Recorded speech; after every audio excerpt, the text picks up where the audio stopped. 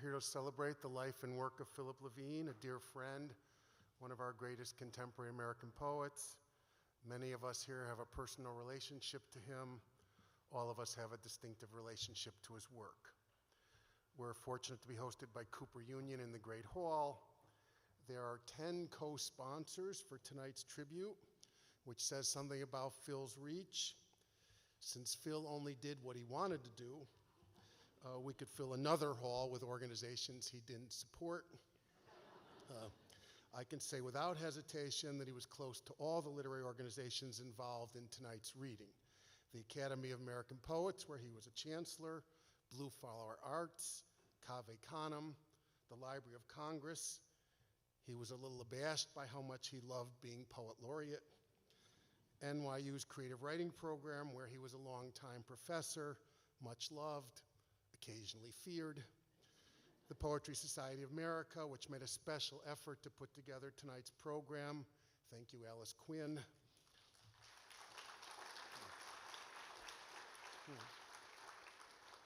Poets House, the Unterberg Poetry Center of the 92nd Street Y, the Creative Writing Program at Queens College, and Penguin Random House.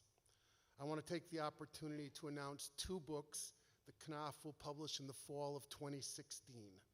A last book of poems called The Last Shift, and a final prose book called My Lost Poets. These 2 books are going to be the capstone of Philip Levine's work. All these sponsors remind me of a story. When Phil retired from Fresno State University, the Chicano students went to the dean and made a demand for another Chicano poet. The dean said, "What are you talking about? We haven't had a Chicano poet teaching here." The student said, "What are you talking about? We had Philip Levine." That's how all of us feel. I'd especially like to welcome Phil's family, and I know they'd like me to welcome you on their behalf. Phil's 3 sons are here, his oldest son, Mark, and his wife, Katie, his middle son, John, and his youngest son, Teddy, and his wife, Jo. 3 of his grandchildren are here, Aaron, Belinda, and Alexis, and so is his niece, Lizzie, and her husband, Mitchell. I particularly want to acknowledge Franny Levine, who was married to Phil for 60 years. Everyone knows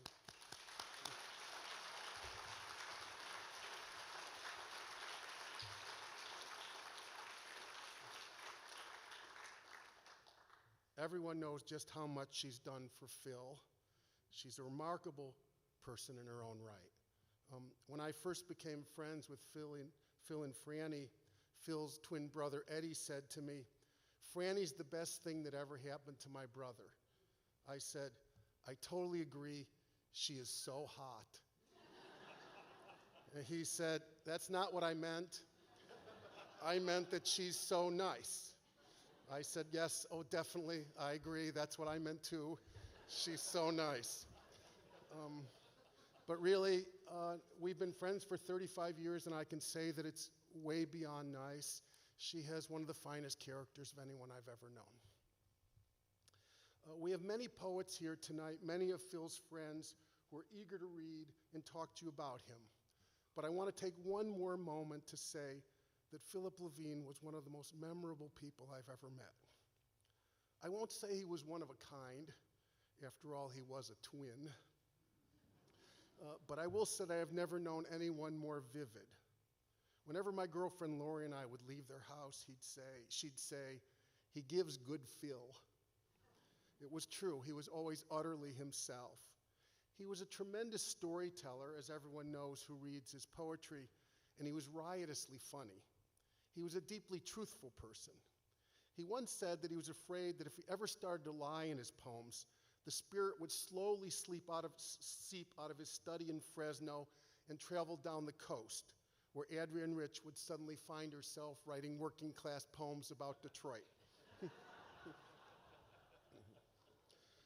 He was a great friend, and he loved being with his friends. He could also be bracingly honest. You didn't want to ask him a question, especially about your work, if you weren't prepared to hear the answer. I made that mistake once, and I never made it again. Many people weren't ready for his bluntness. He had an incredible bullshit detector. He could be tough. He didn't like pretentiousness. He didn't tolerate fools. But he was also a tremendously affectionate person. People mattered to him. He was ferociously loyal to poetry, to his own work, and to his past, especially in Detroit. He had an uncannily good memory. He liked to talk about his people, his friends and family, his mentors, especially John Berriman, and his former students, especially Larry Levis. He loved jazz of the 1940s and 50s, Irish whiskey, the exactitude and promise of fountain pens, which he often gifted to his friends, the poetry of World War I, the poetry of the Spanish Civil War, the lost poets of his youth. He was terrific to be with. He always knew who he was, what he stood for, and he was completely firm in his commitments. He spoke up for people who were wronged. He was enraged on their behalf. He never gave up his dream of justice. He continued to believe in the boundlessness of human possibility. We're so lucky to have known him. We're so lucky to have his poetry. Thank you.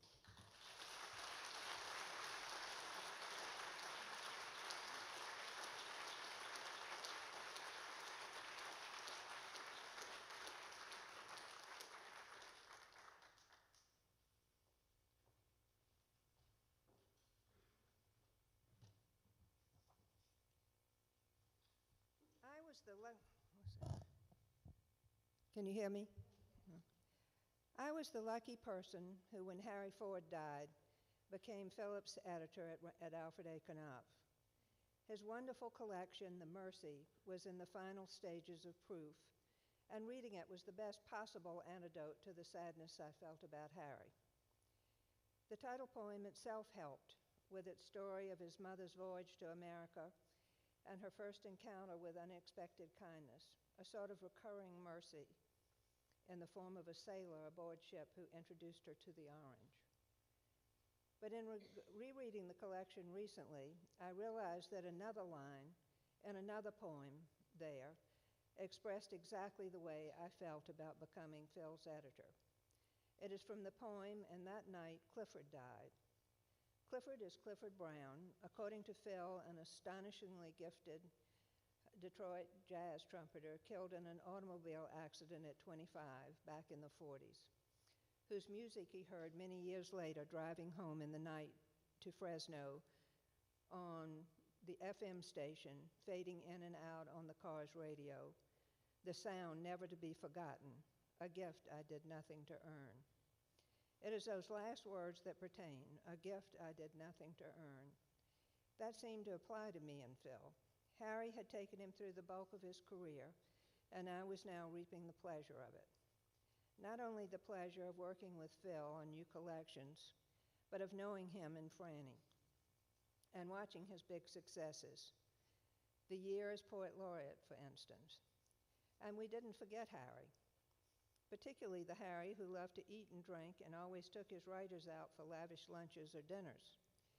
Every year, if at all possible, Phil, Franny, and I celebrated what we called our Harry Ford Memorial Dinner at the most desirable, think expensive, place we could find a reservation. I'd like now to propose an imaginary toast to Phil with a glass of the red wine that both he and Harry loved, for sharing his beautiful, funny, semi-sweet, semi-tough self with us both personally and in his wonderful poetry, his lasting gift to us all. And then I'd like to read one of his poems, a deep favorite of mine, Our Valley.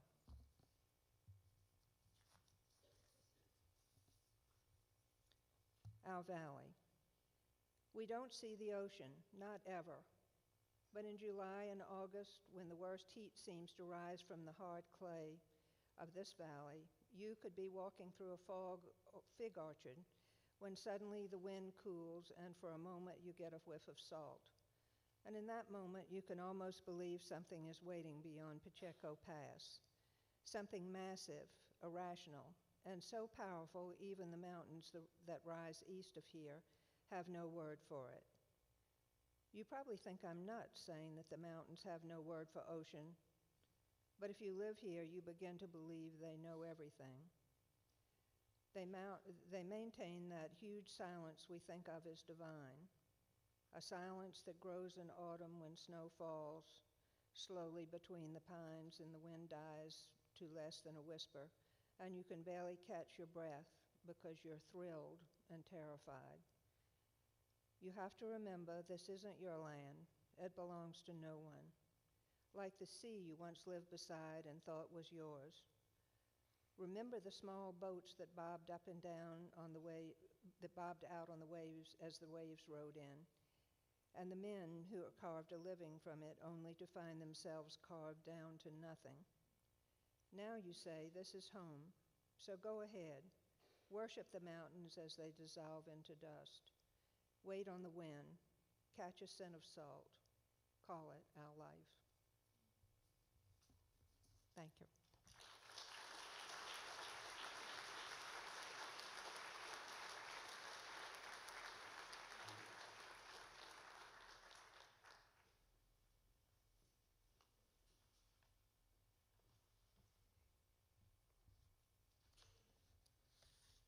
Hi, everybody. I'm Toy Derricotte. And I'm just sitting there thinking that I had the gift of living at the time Phil Levine lived. I never knew that when I was a child that was going to happen to me. I'm going to read a few sections of a long poem, a poem of 15 pages, A Walk with Tom Jefferson. It's about Detroit after the riots. I too grew up like Phil in Detroit. When I first read the poem that Dorianne is going to read, Coming Home, Detroit, 1968, it was the first time I understood that I could take my day-to-day experience, some of which was very much like Phil's, but even my day-to-day experience, a black girl growing up in middle-class colored Conant Gardens, and shape it into poetry. I studied with Phil in the grad program at NYU and learned so many things. Shoot straight from the shoulder, as he says in a poem. You always knew exactly what Phil thought of your poem. Just one example of something I learned. He took a poem of mine that was a list of statements of what my father had done to me in my childhood, and he changed the statements into questions. For example, you would find a shoe out of place and beat me, and he put little lines around a couple of the statements to make it, would you find a shoe out of place and beat me? And thus I learned the power of syntax. What I continue to learn the most from, however, is Phil's loyalty and deep spiritual connection with the people he loved as a child. Many of us, including me, divided Detroit into two cities, pre- and post-riot. Quite coincidentally, I left Detroit and moved to New York the day before the riots. Phil saw the city as continuous. He always wrote about the valor of the people he cared about. Through the worst of hardships, he wrote about how they survived, about the toughness of the heart. A Walk with Tom Jefferson. Between the freeway and the gray conning towers of the ballpark, miles of mostly vacant lots, once a neighborhood of small two-story wooden houses, dwellings for immigrants from Ireland, Germany, Poland, West Virginia, Mexico, Dodge, Maine. A little world with only 3 seasons, or so we said, one to get tired, one to get old, one to die. No one puts in irises, and yet before March passes, the hard green blades push their way through where firm lawns once were. The trunks of beech and locust darken. The light new branches take the air.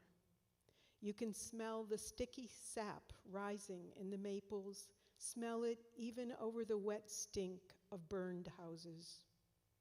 On this block, 7 houses are still here to be counted, and the shacks housing illegal chickens, the pens for dogs, the tiny pigsty that is half cave.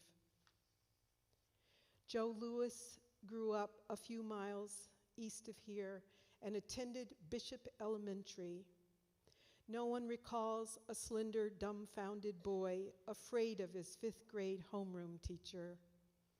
Tom Jefferson, same name as the other one, he says, remembers Joe at 17, all one sweltering summer, unloading bales of rags effortlessly from the trucks that parked in the alley behind Wolf Sanitary Wiping Cloth. Joe is beautiful, is all he says, and we too go dumb replaying Joe's glide across the ring as he corners Smelling and prepares to win World War II.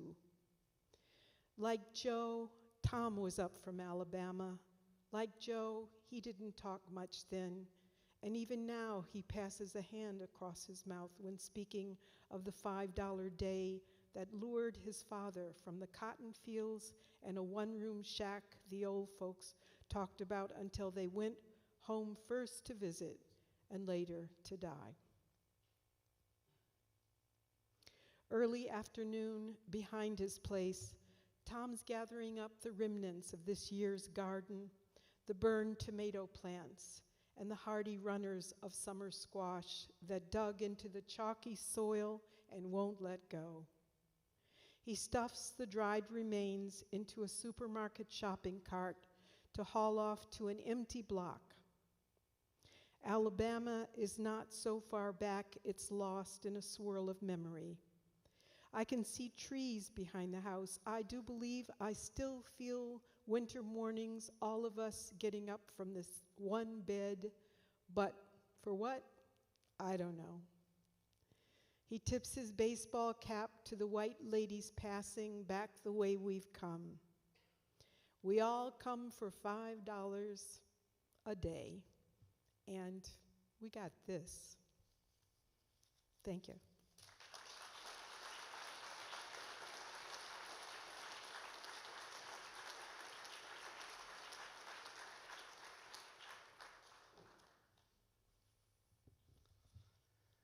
I want to thank Phil on the behalf of many people in Fresno, in the Valley, Central Valley of California. He taught so many of us. I remember all my friends would tell me about Phil and how he taught them and how he showed them to be so precise, so direct, so without ornaments, no ornaments. Let's just say it the way it is. And there were so many poets, Omar Salinas, Victor Martinez, his brother John Martinez, Leonard Adame, and the list goes on. And when I got there in 1990, after going to Iowa for a couple of years to the Writers' Workshop, Jerry Stern would speak about him, and I would think about Phil. I said, I want to meet that man. Perhaps I'll meet him. So then I went back to Fresno with the MFA, and there I was. And I opened the door to Chicano Studies, the Department of Chicano Latin American Studies, and Phil was there. He said, Juan Felipe, welcome. I said, oh, that's right. You're the chair of Chicano Studies. But I'm telling you the truth. Phil was there in the Department of Chicano Latin American Studies waiting to greet me, to welcome me to Fresno State. And that's where we began to have conversations, and I began to know him directly. And going to the readings in Fresno and Chinatown, where there were a few readings, and we got together there and found spaces to read and invited Phil, crossing our fingers that he would come, that just maybe he'd be there, and we would feel like, we have a reading. Hey, everybody, we have a reading. Phil is here, and he would be there. And he would be there. He'd go up on the stage, and he would read, and we'd feel really good. We'd go, all right, this is a reading, you guys. This is a reading. And we're with Phil. We're with Phil. We're his army. You know. And that's how it was. He would support us. He would back us up. He would meet us like he met me the first day of work. I said, "Where's everybody else?" "It's you, Phil. It's you." And I never have forgotten that. And then we would read on occasions, on many occasions. And I would see him and Franny all the time, and we'd read together. And that was beautiful. Let me just say that. That was beautiful. And that's where we met again, and that's where we felt our hearts, and that's where we heard our voices, and that's where we became one in the way poets become one. And it was great to be one with Phil and to be one with him tonight and forever. I want to read you a short piece called Hey Phil. Hey Phil, they're writing about you, Phil. You know, good stuff. The prizes, Detroit, and that poem where you said in past lives you were a wild sun-crested fox being chased by ladies and gentlemen on horseback. You said you would wake up with a poem that had slipped through entangled dreams. All you had to do was sit up and write. The stage was a poem too. Even though most of us were too prepared, you preferred to joke before we went on, before the poetry light hit us on the face. It did not matter to you. You just carved, chiseled, punctured, rotated, jitterbugged, and word past a distant gate.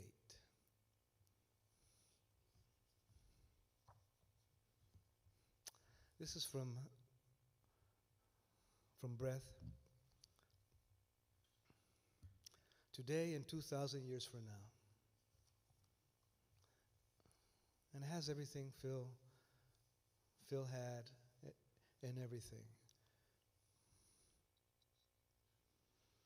The job is over. We stand under the trees, waiting to be told what to do, but the job is over. The darkness pours between the branches above, but the moon's not yet on its walk to the night sky trailed by stars. Suddenly a match flares. I see there are only us two, you and me, alone, together in the great room of the night world, two laborers with nothing to do. So I lean to the little flame and light my lucky, and thank you, comrade. And again, we are in the dark. Let me now predict the future. 2,000 years from now, we too will be older, wiser, having escaped the fleeting incarnations of working men. We will have risen from the earth of southern Michigan to the tangled roots of Chinese elms or ancient rose bushes to take the tainted air into our leaves and send it back, purified down the same trail we took to escape the dark. 2,000 years passed in a flash to shed. No more light than a wooden match gave under the trees when you and I were lost kids, more scared than now, but warm, useless, with names and different faces.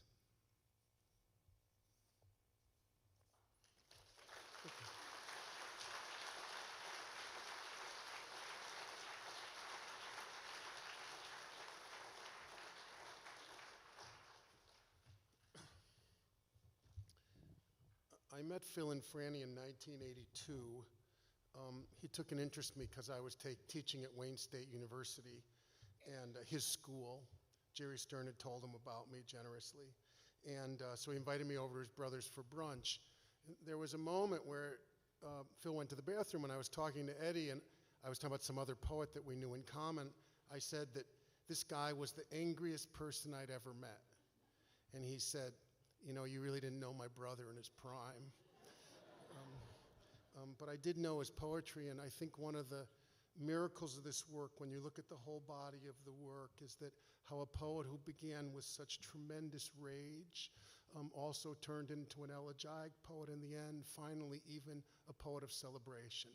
And part of the path of this work was through his great poets of the Spanish Civil War and his belief in Spanish Civil War poetry and in anarchism. When he was poet laureate, he once said to me, "I can't use the A word." I bring that up because in this poem, To Cipriano in the Wind, he takes the name of a working person that he knew in Detroit and gives him the name of a famous Spanish anarchist. And you could see that through anarchism, he gets a politics of hope. To Cipriano in the Wind. Where did your words go, Cipriano, spoken to me 38 years ago in the back of Peerless Cleaners, where raised on a little wooden platform, you bowed to the hissing press, and under the glaring bulb, the scars across your shoulders, a gift of my country, gleamed like old wood. Dignidad, you said into my boy's wide eyes, without is no riches. And Ferrante, the dapper Sicilian coatmaker, laughed. What could a pants presser know of dignity? That was the winter of 1941.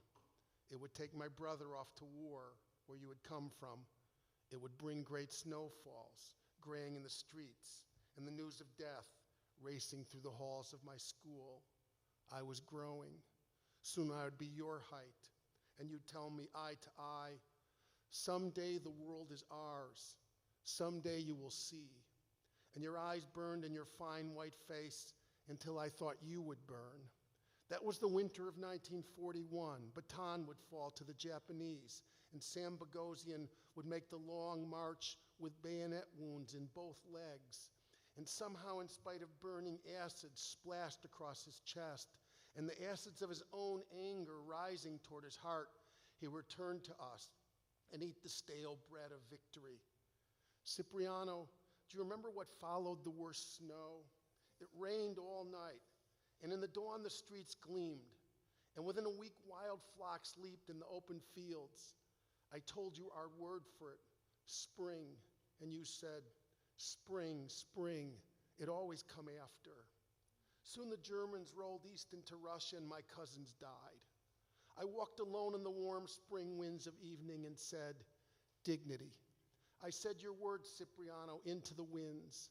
I said, someday this will all be ours. Come back, Cipriano Mira. Step out of the wind and dressed in the robe of your pain, tell me again that this world will be ours. Enter my dreams or my life, Cipriano. Come back out of the wind. Thank you.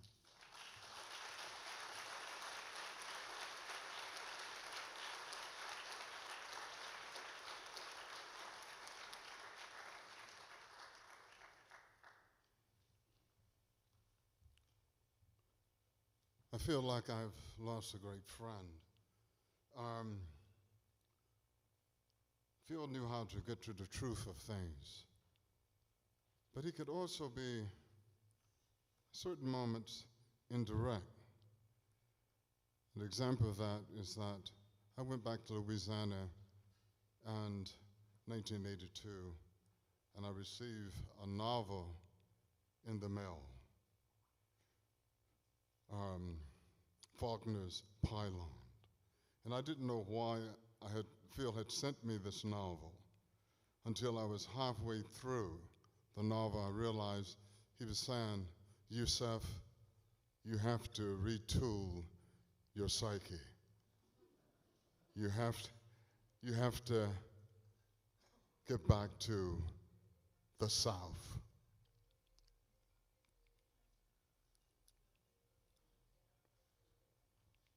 Okay.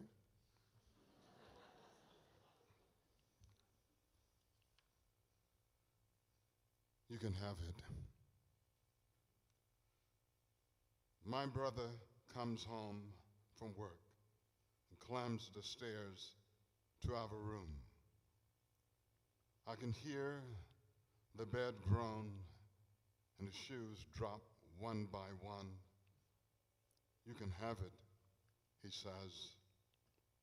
The moonlight streams in the window, and his unshaven face is whitened like the face of the moon.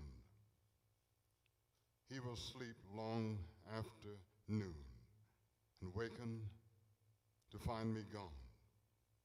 30 years will pass before I remember that moment when suddenly I knew each man has one brother who dies when he sleeps and sleeps when he rises to face this life.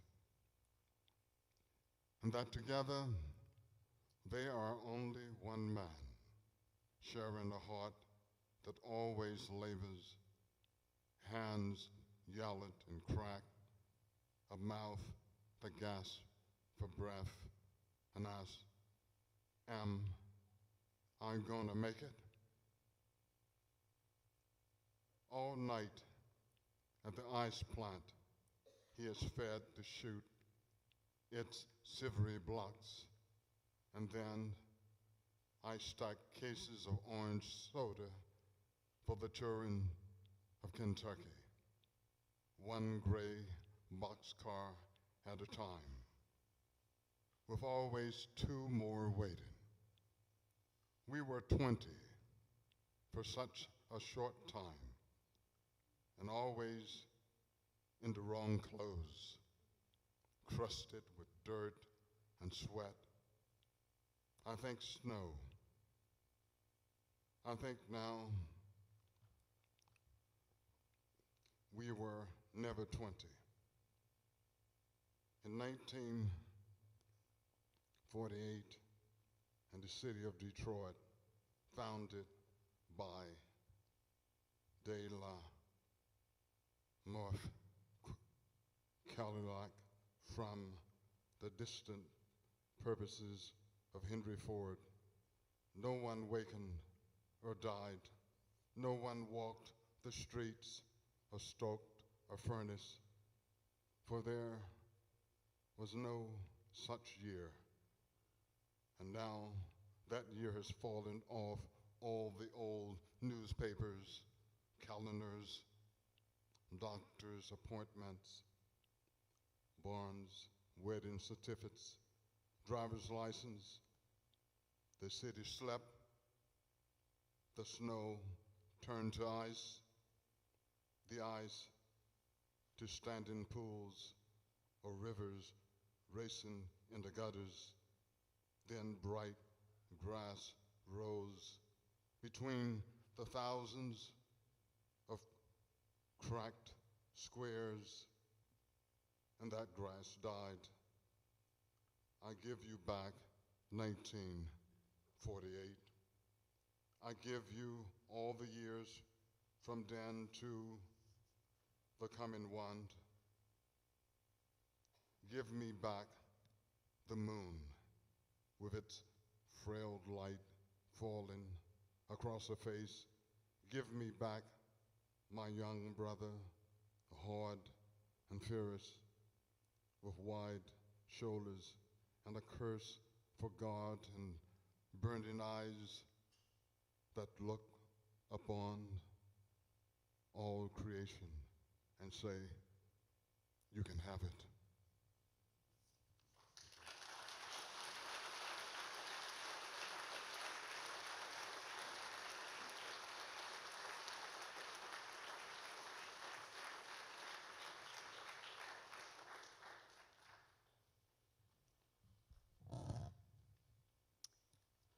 I'm grateful to be here with all of you for Phil. And I also want to acknowledge sharing the evening with two early teachers, Jane Mead and Sharon Olds, who led me to Phil, each in her own way. Phil was my teacher at NYU exactly 20 years ago. What he taught and modeled for me as a poet and human being deeply affected me. I'd come to New York from California in 1994 to see if I might be a poet. When Phil arrived to teach in the fall of '95, I was reeling from a personal loss. Phil's warm and grounding presence, his toughness, realness, Empathy, humor, passion, and intelligence were an essential tether. Here was a man who seemed to fully inhabit himself and without a trace of self-consciousness. He spoke what he thought, and when he spoke, it was in service of the poem. He was generous without giving himself away. Often I think I learned more from his stories than anything he said about my poems. In the years that followed, we exchanged letters. We wrote about New York and California and poetry and making a living. Phil encouraged me to stay connected to my writing, no matter what else was going on in my life. His words gave me hope. That our paths crossed at all is one of my life's great gifts. I continue to learn from Phil and will never forget his kindness to me. When I think of Phil, I see him in California's agricultural heartland, its dusty fields and valley towns blanketed by tule fog, laced with the smell of eucalyptus and fertilizer. I see him in Fresno, where he taught for decades, in the house where he and Franny welcomed and nourished countless poets. From a letter dated August 6, 1997, Phil wrote, "Last Sunday, on the way back from visiting friends in Sausalito, my wife, my friend, Peter Everwine, and I stopped at the little empire of Casa de Fruta, which is in Hollister, which I first saw in the spring of '55 on my way to Fresno. It was then just a fruit stand, no railway, no Casa de Vino, no Casa de Burger. And of course, I thought of you and Alice O'Neill, my NYC California friends." Keats in California. The wisteria has come and gone. The plum trees have burned like candles in the cup of earth. The almond has shed its pure blossoms in a soft ring around the trunk. Iris, rose, tulip, hillsides of poppy and lupin, gorse, wild mustard. California is blazing in the foolish winds of April. I have been reading Keats, the poems, the letters, the life, for the first time in my 59th year, and I have been watching television after dinner, as though it could bring me some obscure, distant sign of hope.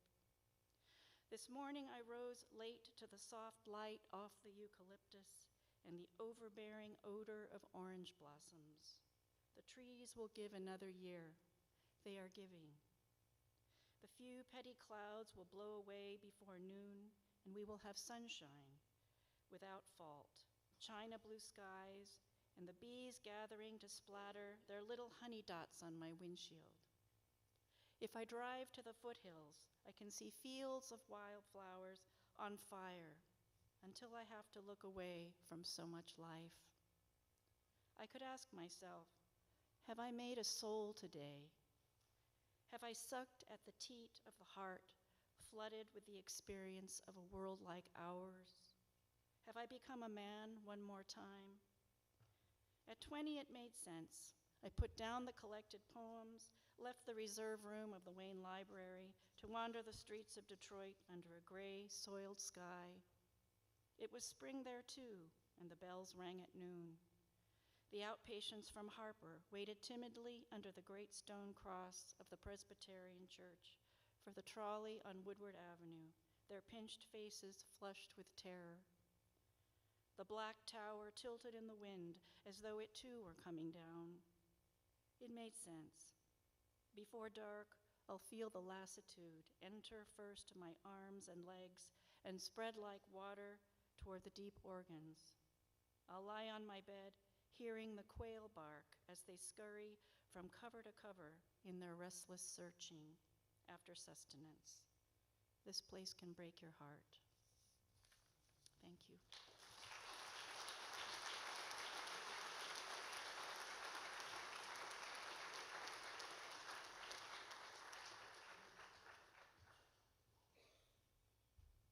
Thank you all for being here and helping us to honor Phil and celebrate his life and his work. I, for one, wouldn't be standing here if it wasn't for Philip Levine. In lieu of a story about Phil, and we all have so many wonderful stories, I'm going to read a poem that I wrote for him and it's called Mine Own Phil Levine. It's closely patterned after W.S. Merwin's poem Berryman, and the title is taken from Philip Levine's essay titled Mine Own John Berryman, which in turn is based on the Thomas Wyatt poem Mine Own John Poins. Mine Own Philip Levine. What he told me, I will tell you. There was a war on. It has seemed we had lived through too many to name, to number.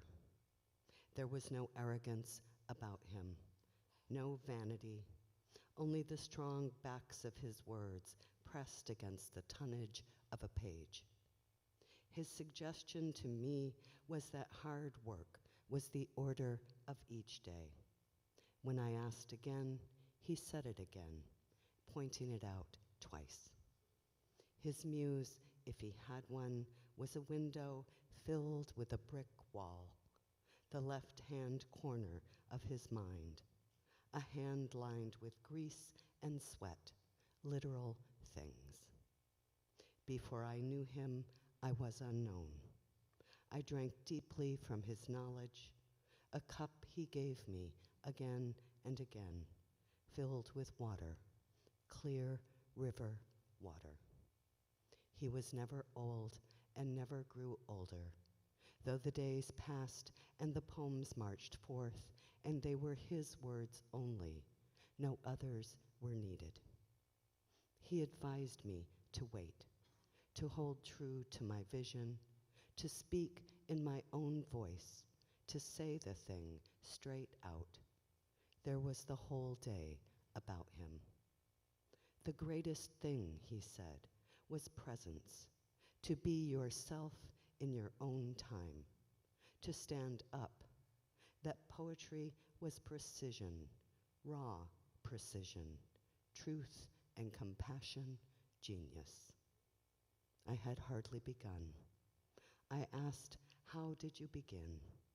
He said, I began in a tree, in Lucerne, in a machine shop, in an open field.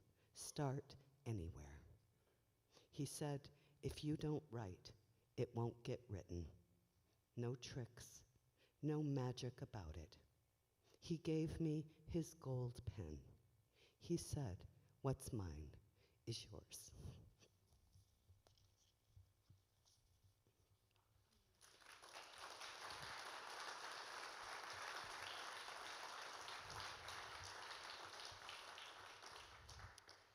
And this is Phil's poem, Coming Home, Detroit. And this book, They Feed They Lion, is dedicated to his beautiful wife, Fran, his lion, his thistle, and his tree. Coming Home, Detroit, 1968. A winter Tuesday, the city pouring fire. Ford Rouge sulfurs the sun. Cadillac, Lincoln, Chevy Gray. The fat stacks of breweries hold their tongues, rags, papers, hands, the stems of birches dirtied with words. Near the freeway, you stop and wonder what came off. Recall the snowstorm where you lost it all. The wolverine, the northern bear, the wolf caught out, ice and steel raining from the foundries in a shower of human breath. On sleds in the false sun, the new material rests. One brown child stares and stares into your frozen eyes until the lights change and you go forward to work. The charred faces, the eyes boarded up, the rubble of innards, the cry of wet smoke hanging in your throat, the twisted river stopped at the color of iron. We burn this city every day.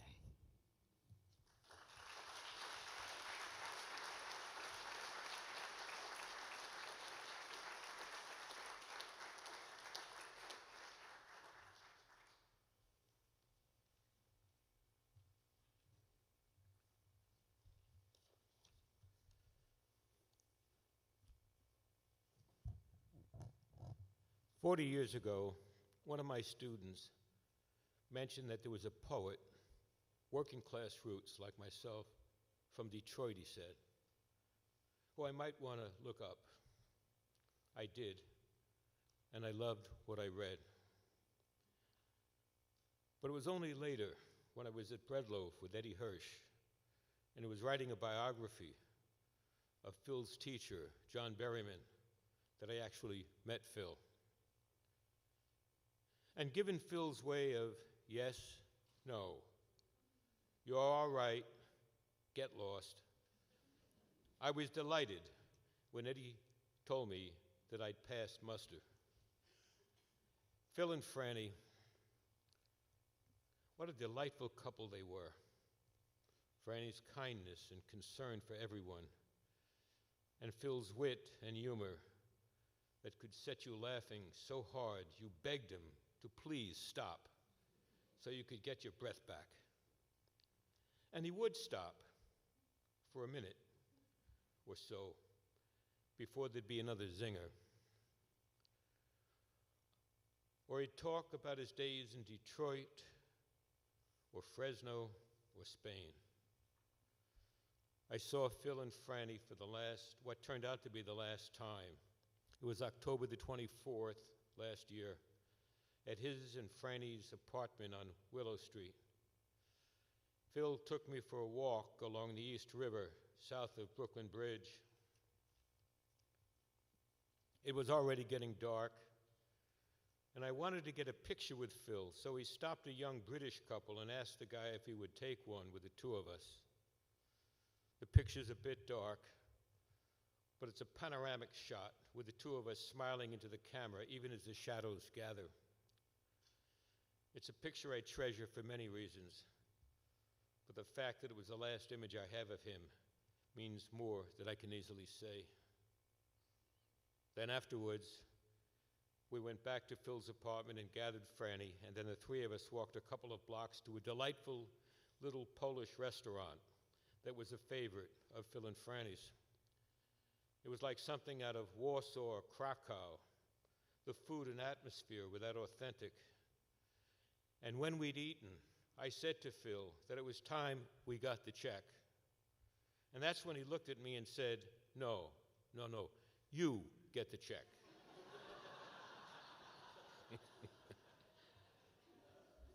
Typical Phil. He used to make me laugh so hard I would beg him to stop, and of course he didn't. And after I'd paid the bill, and gladly, he and Franny each grabbed one of my best arms and walked me over to the subway station beneath the old St. George Hotel, where Hart Crane used to crash when he had no other place to go. And we hugged each other, and then I watched them turn back and fade into the night. After Phil was gone, Eddie Hirsch emailed me. It wasn't the poetry, he said. It was the man. I just want my friend back, he said, which is exactly how I feel.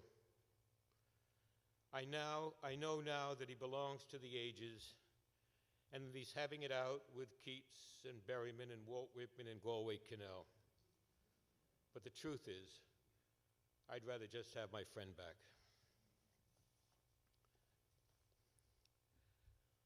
On the meeting of Garcia Lorca and Hart Crane, Brooklyn, 1929. Of course, Crane's been drinking and has no idea who this curious Andalusian is, unable even to speak the language of poetry. The young man who brought them together knows both Spanish and English, but he has a headache from jumping back and forth from one language to another. For a moment's relief, he goes to the window to look down on the East River, darkening below as the early night comes on.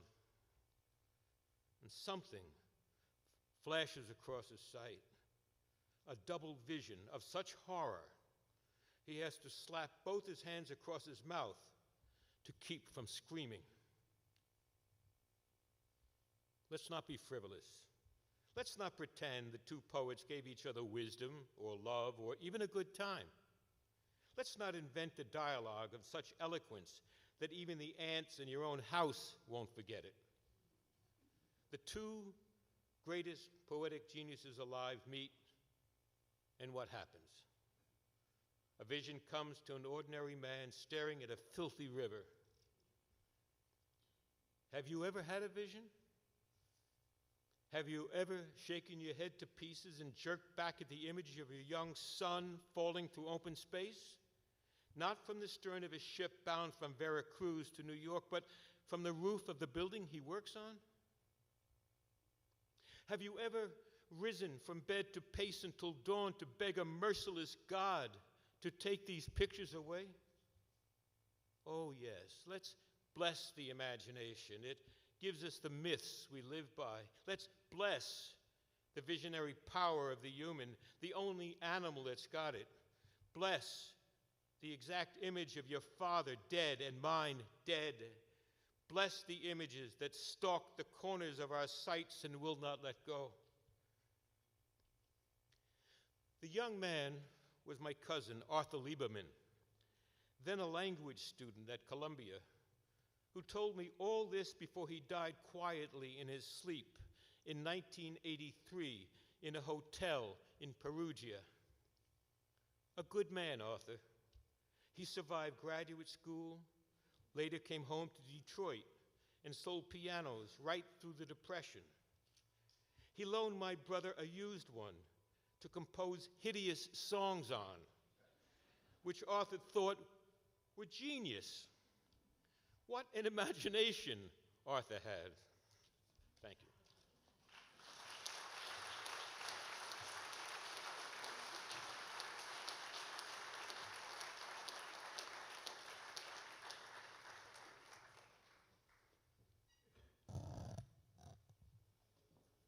This is They Feed, They Lion. Out of burlap sacks, out of bearing butter, out of black bean and wet slate bread, out of the acids of rage, the candor of tar, out of creosote, gasoline, drive shafts, wooden dollies, they lie and grow.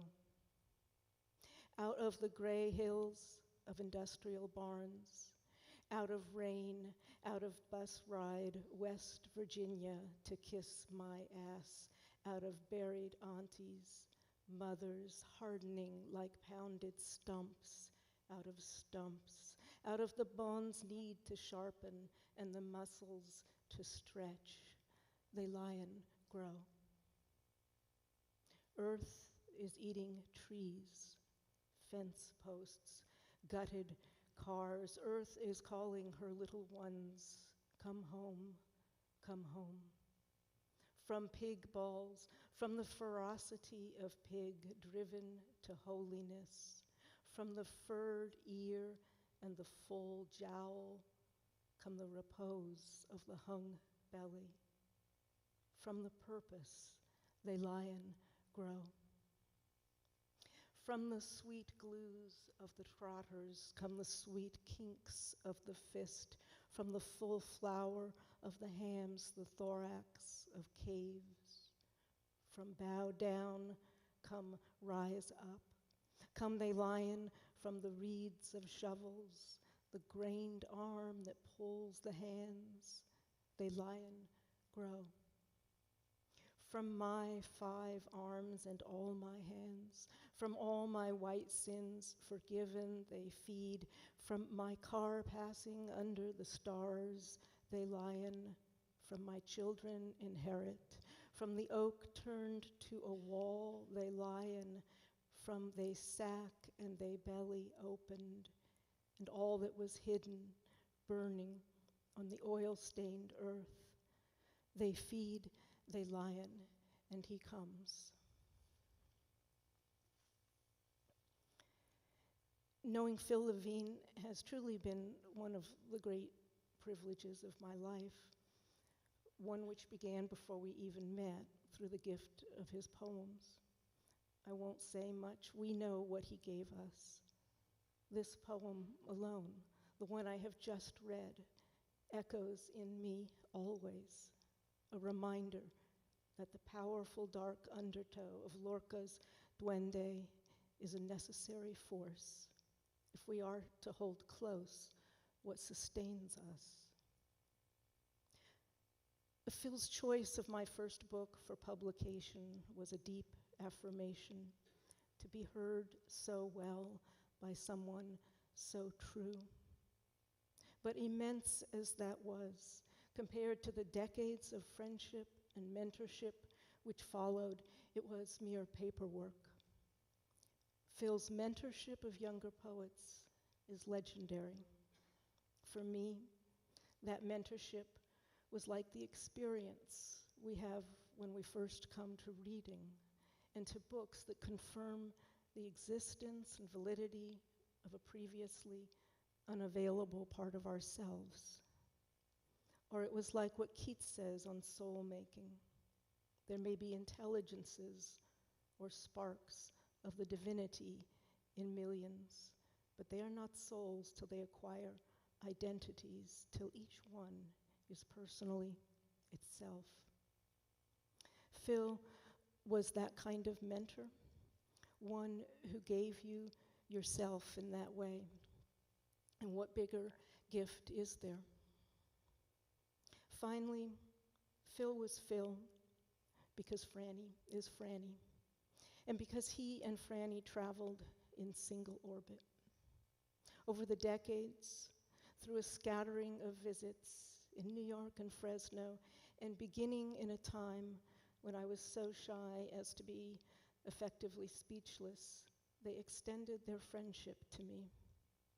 Their generosity of spirit, their kindness to one another, and most of all, their sheer deep sanity helped me to grow into my own humanness and to trust my own sanity.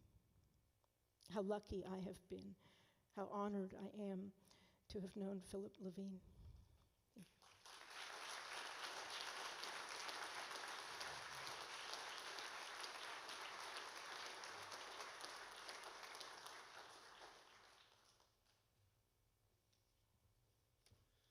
Good evening. A few years ago, when my first book came out, I sent Phil a copy, and a couple weeks later, he shot me an email, and he said, you know, there's some good poems in here. But I have one facetious question. Since when do you have a Zadie? And then he said, well, maybe you're like me, and you make a Zadie when you need one. And what he didn't realize at that moment when I read those words was that we had sort of come full circle. And it took me back to 98, 99, when I was a young man who was thinking about maybe trying to become a poet, and reading his books cover to cover and realizing that I could be anyone I wanted to be on the page, and that I was free from my seemingly dull, boring life. And that gift that I got from his work and then from him, I can't think of a greater gift to give a writer that kind of permission. This is Dog Poem. Fierce and stupid all dogs are, and some worse. I learned this early by walking to school unarmed and unprepared for big city life, which they had been bred to for centuries. The chow who barred my way, snarling through his black lips, taught me I was tiny and helpless, and that if he grew more determined, I could neither talk nor fight. In my school books, my starred exams, my hand-woven woolen mittens, a gift of my grandmother, would fall to the puddled sidewalk, and at best my cold sack of lunch might buy me a few moments to prepare my soul before I slept. I inched by him, smelling his breath, hot and sour as old clothes. He did nothing but rave, rising toward me on his hind legs and choking against the collar, which miraculously held. Later, years later, delivering mail on bicycle in the new California, I was set on by a 4-footed moron who tore at my trousers even as I drummed small rocks off his head. I dreamed that head became soup, and the small eyes stared out into the bright dining room of the world's great dog lovers. And they ate and wept by turns, while I pedaled through the quiet streets, bringing bad news and good to the dogless citizenry of Palo Alto. The shepherd dog without sleep who guards the gates to sleep wakens each night as my tiny boat begins to drift out on the waters of silence. He bays and bays until the lights come on, and I sit up sweating and alarmed, alone in the bed I came to call home. Now I am weary of fighting and carry at all times small hard wafers of dried essence of cat to purchase a safe way among the fanged masters of the avenues. If I must come back to this world, let me do so as the lion of legend, but striped like an alley cat. Let me saunter back the exact way I came, turning each corner to face the barking hosts of earth until they scurry for cover or try pathetically to climb the very trees that earlier they peed upon and shamed. Let their pads slide upon the glassy trunks, weight them down with exercise books, sacks of postcards, junk mail, ads, dirty magazines. Give them 3 kids in the public schools, hemorrhoids, a tiny, fading hope to rise above the power of unleashed, famished animals and postmasters. Give them 2 big feet and shoes that don't fit, and dull work 5 days a week. Give them my life.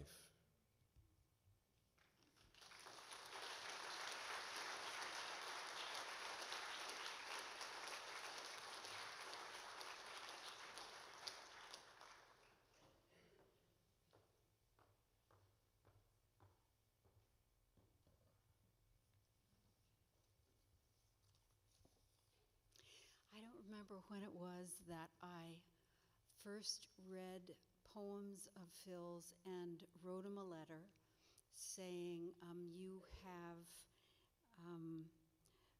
rescued for the imagination lives that have not been in poems before. You are a hero. And he wrote back and said, I'm no hero. I am someone who has not been able to forget men and women who were heroes.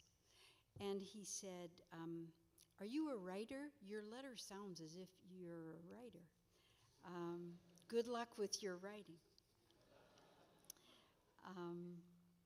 Phil was one of the living poets older than I think of Adrienne and Gwendolyn Brooks, Ruth Stone, Muriel Galway, C.K. Williams, who gave us the example of singing what one was born to sing, writing what we knew, what they cared about most, and the craft of it, the matter of it, true to its spirit. I have so loved that Phil is a lyric poet and a body politic poet and a radical poet and a family poet at once. I love the story of him plunging or trancing, I haven't been able to find it, through the woods when he was a child, saying things, starting to say things, moved to speak what he realized later were poems. He invented poetry, and he invented it with a walking cadence, a moving cadence, not a sitting down and writing, an organic breathing, trees and leaves and wind singing. And how did he stay or get balanced, not go overboard for the lyrical vision like a guy shitting over a new panel truck? Well, he's had beside him A mate of such intelligence, honesty, artistry, and pure integrity, how could he not do better than his best? I was looking through some letters today and seeing the sepia ink, the elegant, to me almost like a dandy would use that elegant ink, and seeing poems. And I found this postcard. It shows a person, a man, in a boat, in a rowboat, bending over. And from behind the man is coming an enormous fish up out of the water who's about to bite the man in the ass. And this was a birthday postcard that Phil sent me for my birthday. Dear Sharon, let there be nothing fishy about your celebrating a new year in the life. May the poems come. May the students end their whining. My students never whine. I don't know. Why did Phil's students whine? May all good things contain no fat and leaves bronze along the drive, Riverside Drive, and the warm winds hang on another month. Above all, may you be happy in the happiness of friends, especially the newly wounded ones. Be well. Love, Fisher Phil.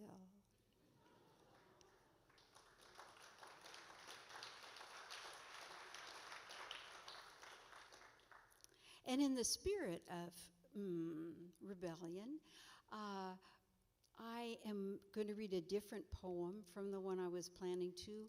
So What Work is a poem that we all love so much and know, and that I'll be reading a lot in the next days, and I hope you will too.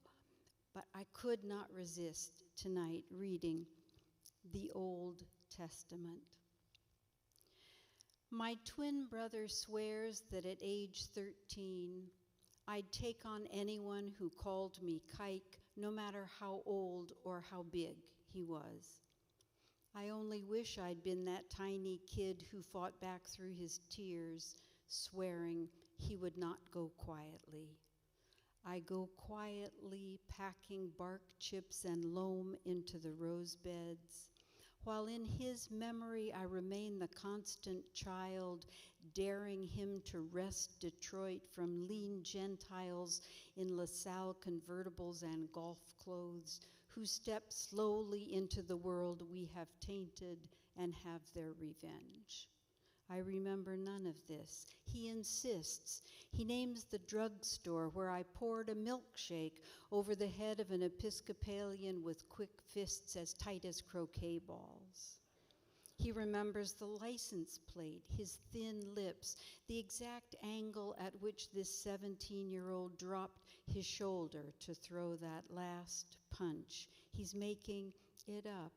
Wasn't I always terrified?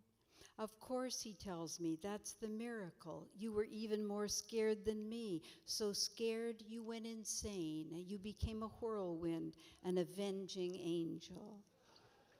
I remember planting my first victory garden behind the house, hauling dark loam in a borrowed wagon, and putting in carrots, corn that never grew, radishes that did. I remember saving for weeks to buy a tea rose, a little stick packed in dirt and burlap, my mother's favorite. I remember the white bud of my first peony that one morning burst beside the mock orange that cost me 69 cents. 50 years later, the orange is still there, the only thing left beside a cage for watchdogs, empty now in what had become a tiny yard. I remember putting myself to sleep dreaming of the tomatoes coming into fullness, the pansies laughing in the spring winds, the magical wisteria climbing along the garage, and dreaming of Hitler, of firing a single shot from a foot away, one that would tear his face into a caricature of mine, tear-stained, bloodied, begging for a moment's peace.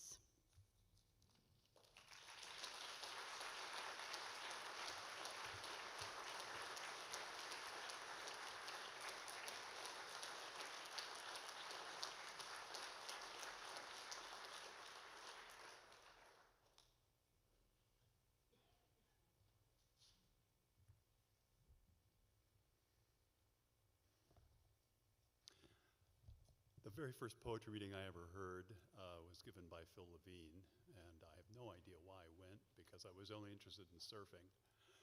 And anyway, there was this guy in the gym of UCSD, University of California, San Diego, and he was wearing sneakers, and I was wearing sneakers. And he was wearing jeans, and I had jeans, and he had a flannel shirt, and I had a flannel shirt, and he had wild hair, and I had wild hair. I thought, at the end of it, maybe I can do this.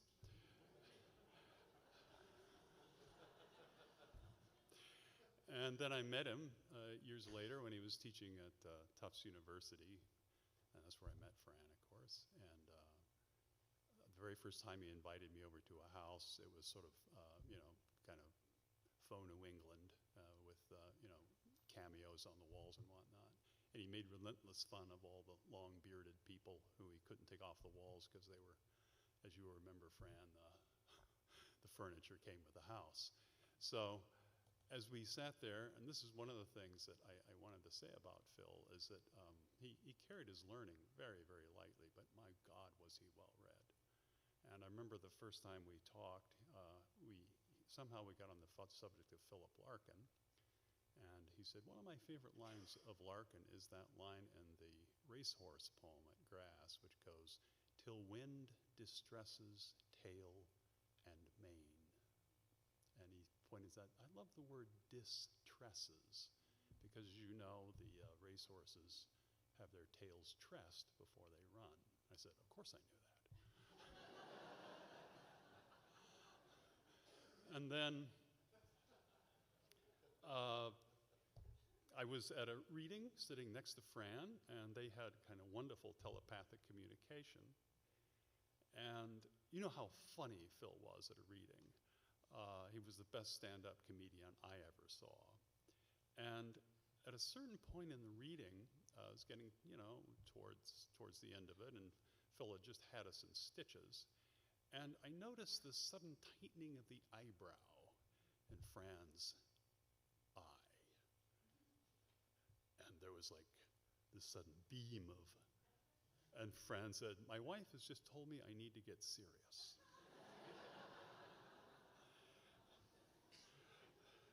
And lastly, I was, rooting around in the memorabilia, just like Sharon, and, letters and this, that, and the other thing. And I came across this note on a birthday, just like Sharon.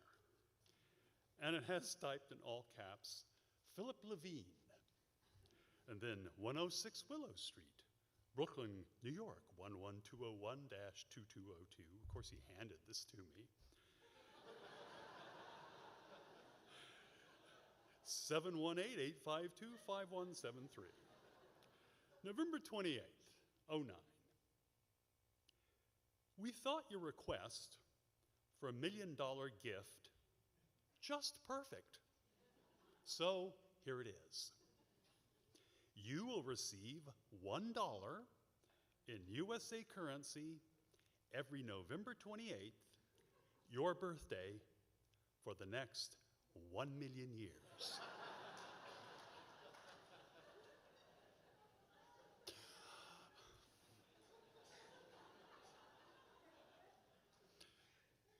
Count on it. Never let it be said that Philip and Francis don't take risks for their friends.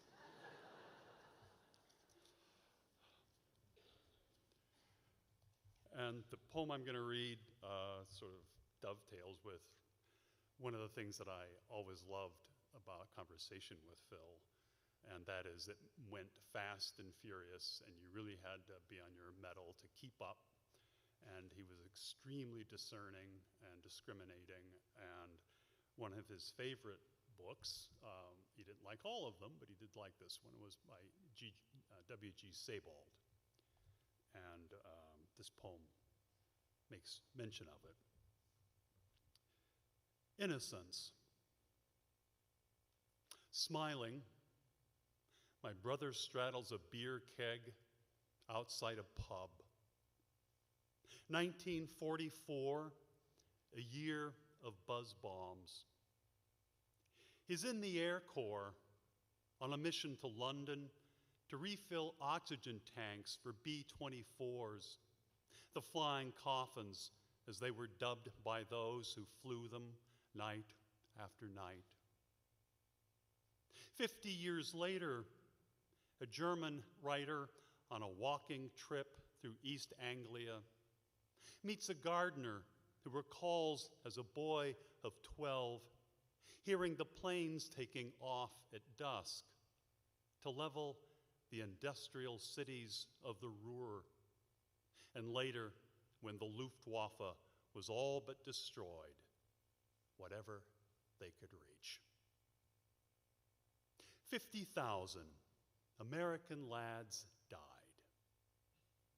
The gardener recalls waking near dawn, the planes stuttering back in ones and twos.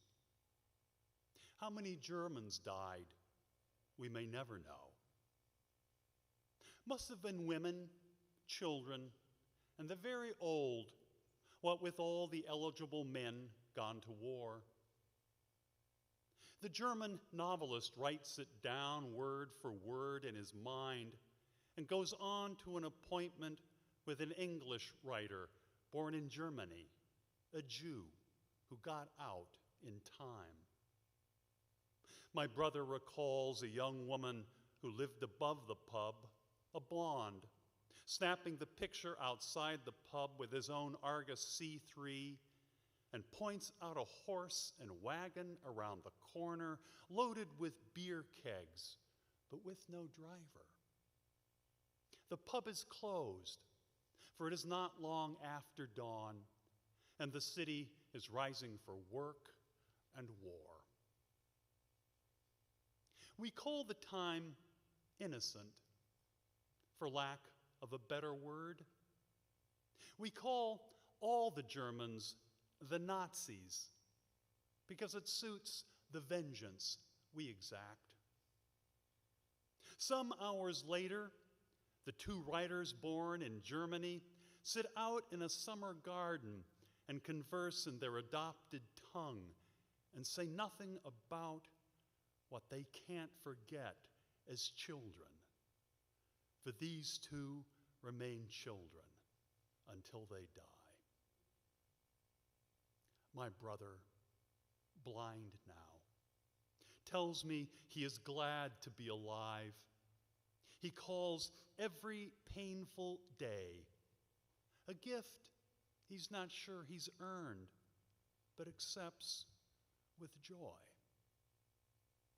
He lives in a Nutra house with entire walls of glass and a view of the Pacific, a house he bought for a song 20 years ago in disrepair. He accepts the fact that each year squadrons of architectural students from Europe and Asia drop in to view the place. And though he cannot see, he shows them around graciously and lets them take their photographs.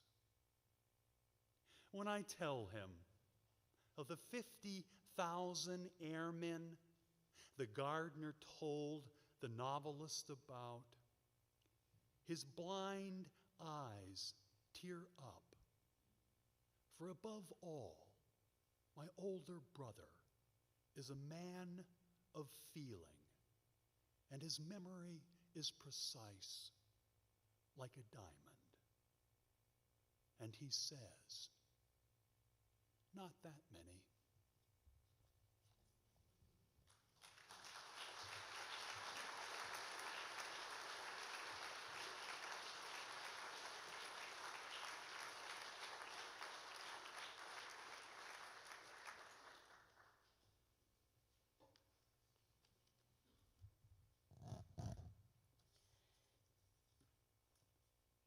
It's really wonderful to look out in the audience and know that there are old friends, poets on the stage, but I see so many poets out there that it's really a confirmation for all of us.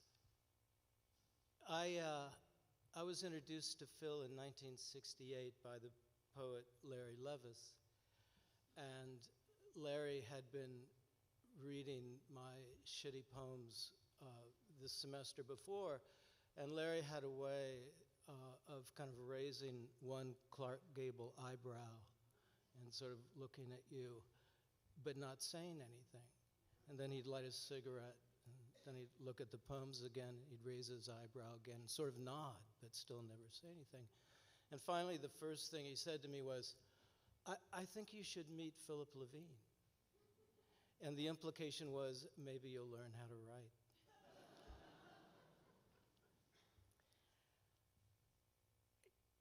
Soon after, I met Fran, and I met Mark and John and Teddy, and was welcomed into that family.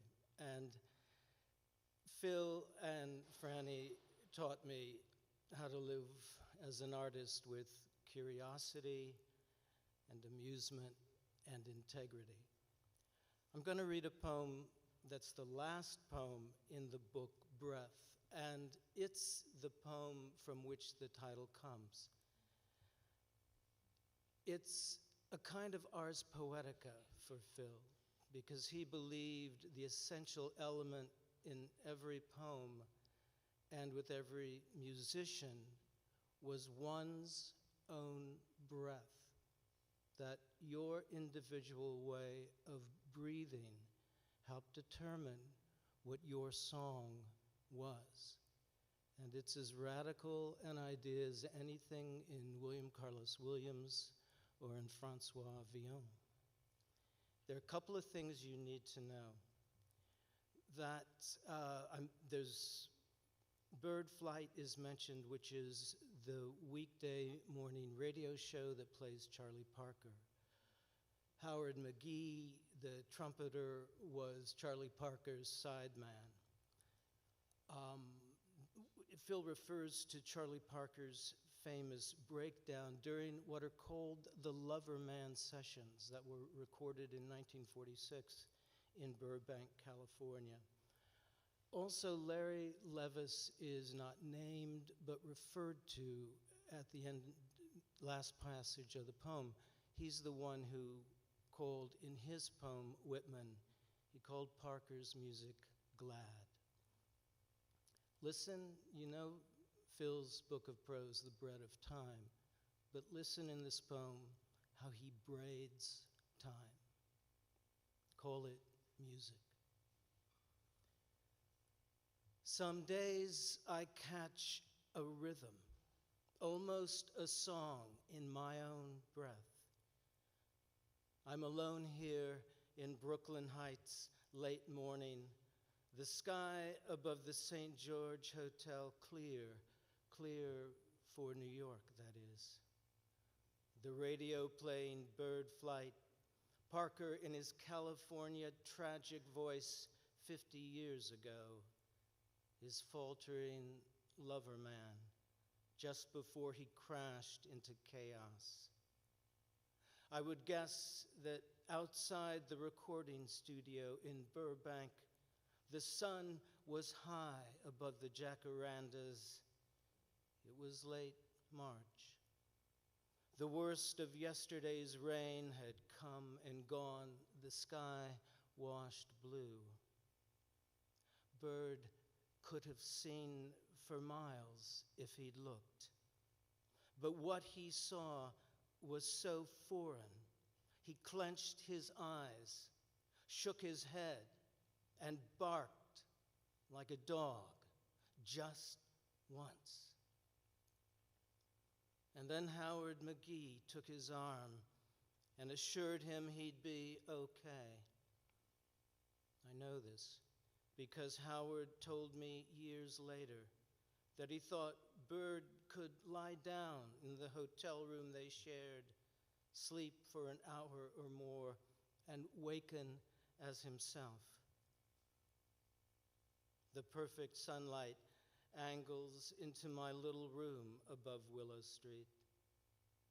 I listen to my breath come and go and try to catch its curious taste, part milk, part iron, part blood, as it passes from me into the world. This is not me. This is automatic. This entering and exiting my body's essential occupation without which I would be a thing.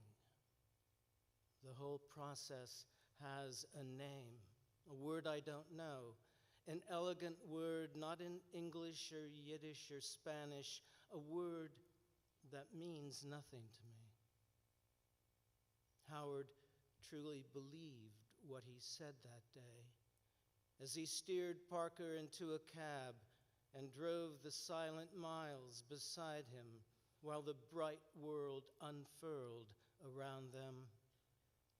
Filling stations, stands of fruits and vegetables, a kiosk selling trinkets from Mexico and the Philippines. It was all so actual and Western. It was a new creation coming into being, like the music of Charlie Parker, someone later called glad, though that day I would have said silent, the silent music of Charlie Parker. Howard said nothing. He paid the driver and helped Bird up 2 flights to their room, got his boots off, and went out to let him sleep as the afternoon entered the history of darkness. I'm not judging Howard. He did better than I could have now or then. Then I was 19, working on the loading docks at Railway Express, coming day by day into the damaged body of a man, while I sang into the filthy air the Yiddish drinking songs my Zadie taught me before his breath failed. Now Howard is gone, 11 long years gone, the sweet voice silenced, the subtle bridge between Eldridge and Navarro they later wrote. All that rising passion, a footnote to others. I remember in '85 walking the halls of Cass Tech, the high school where he taught after his performing days, when suddenly he took my left hand in his 2 hands to tell me it all worked out for the best. Maybe he'd gotten religion. Maybe he knew how little time was left. Maybe that day he was just worn down by my questions about Parker. To him, Bird was truly Charlie Parker, a man, a silent note going out forever on the breath of genius, which now I hear, soaring above my own breath as this bright morning fades into afternoon. Music. I'll call it music. It's what we need as the sun staggers behind the low gray clouds, blowing relentlessly in from that nameless ocean,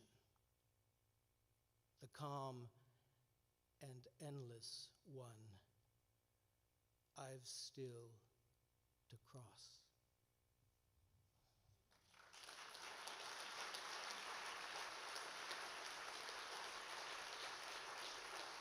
And now I want to introduce one of Phil's dearest friends, Jerry Stern.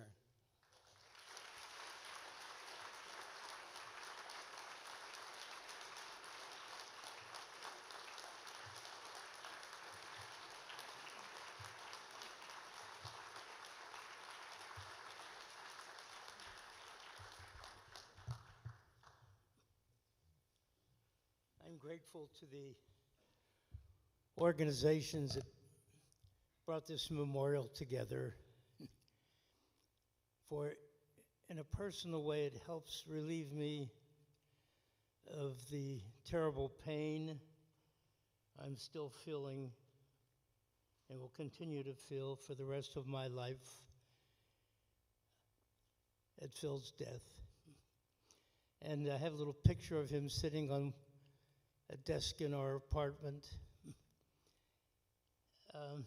And I've been on and off talking to him various words of nonsense for the last 2 days.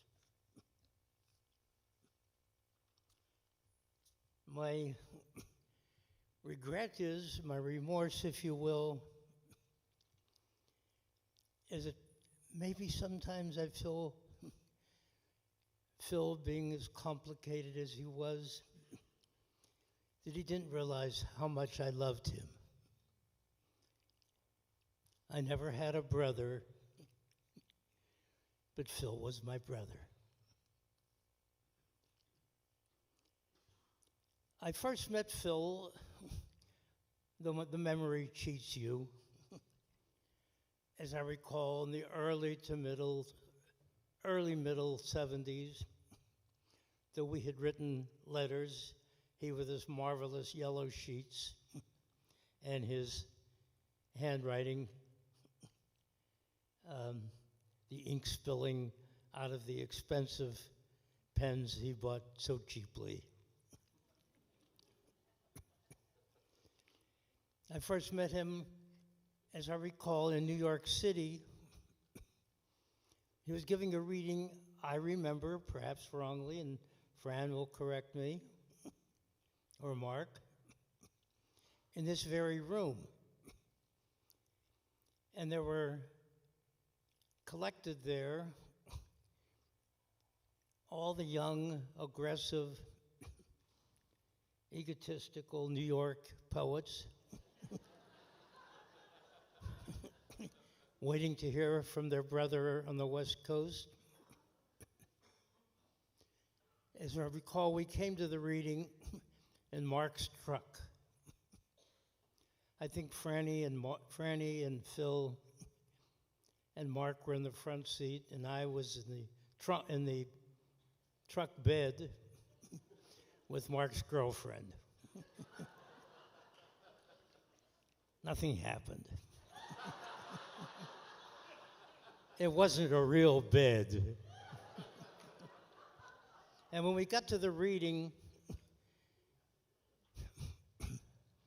and I'm talking now about Phil's generosity, he took his first several minutes to introduce me, a latecomer and a newcomer, to this New York audience, for which I was and still am extremely grateful. I'll always remember Phil's generosity and his kindness and how he stood as a kind of fellow judge to correct me on my very, very infrequent iniquities. My memory, wrong as it always is, tells me that the poem I'm going to read, The Simple Truth, he wrote in Iowa when he was visiting there for a semester with Franny. And though the notes, the original notes for the poem may have preceded that, he wrote it and read it, as I recall, at his reading at a huge crowd during or just after a terrible snowstorm in Iowa City. The simple truth. I bought $1.50 worth of small red potatoes, took them home, boiled them in their jackets, and ate them for dinner with a little butter and salt. Then I walked through the dried fields on the edge of town. In middle June, the light hung on in the dark furrows at my feet, and in the mountain oaks overhead the birds were gathering for the night, the jays and mockers squawking back and forth, the finches still darting into the dusty light. The woman who sold me the potatoes was from Poland. She was someone out of my childhood in a pink-spangled sweater and sunglasses, praising the perfection of all her fruits and vegetables at the roadside stand and urging me to taste even the pale, raw sweet corn trucked all the way, she swore, from New Jersey. Eat, eat, she said. Even if you don't, I'll say you did. Some things you know all your life. They are so simple and true, they must be said without elegance, meter, and rhyme. They must be laid on the table beside the salt shaker, the glass of water, the absence of light gathering in the shadows of picture frames. They must be naked and alone. They must stand for themselves. My friend Henri and I arrived at this together in 1965. Before I went away, before he began to kill himself, and the two of us to betray our love. Can you taste what I'm saying? It is onions or potatoes, a pinch of simple salt, the wealth of melting butter. It is obvious. It stays in the back of your throat like a truth you never uttered because the time was always wrong. It stays there for the rest of your life, unspoken, made of that dirt we call earth, the metal we call salt, in a form we have no words for. And you live on it.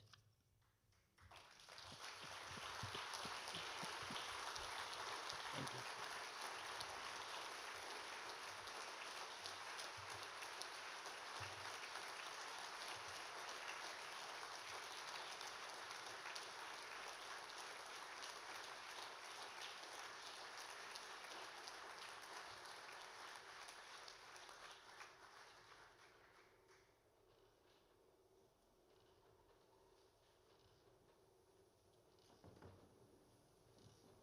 I grew up during World War II and had a victory garden, and I loved to garden, but I was a lousy gardener.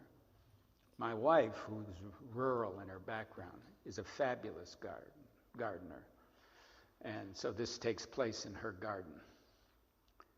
Burial rites. Even on a rare morning of rain like this morning, with the low sky hoarding its riches except for a few mock tears, the hard ground accepts nothing. 6 years ago, I buried my mother's ashes beside a young lilac that's now taller than I, and stuck the stub of a rose bush into her dirt, where, like everything else, not human, it thrives. The small blossoms never unfurl. Whatever they know, they keep to themselves until a morning rain or a night wind pares the petals down to nothing. Even the neighbor cat, who craps daily on the paths and then hides deep in the jungle of the weeds, refuses to purr. It's right to end up beside the woman who bore me, to shovel into the dirt whatever's left and leave only a name for someone who wants it. Think of it. My name, no longer a portion of me, no longer inflated or bruised, no longer stewing in a rich compost of memory, or the simpler one of bone, kitty litter, the roots of the eucalyptus I planted back in '73. A tiny me, taking nothing, giving nothing, empty and free at last.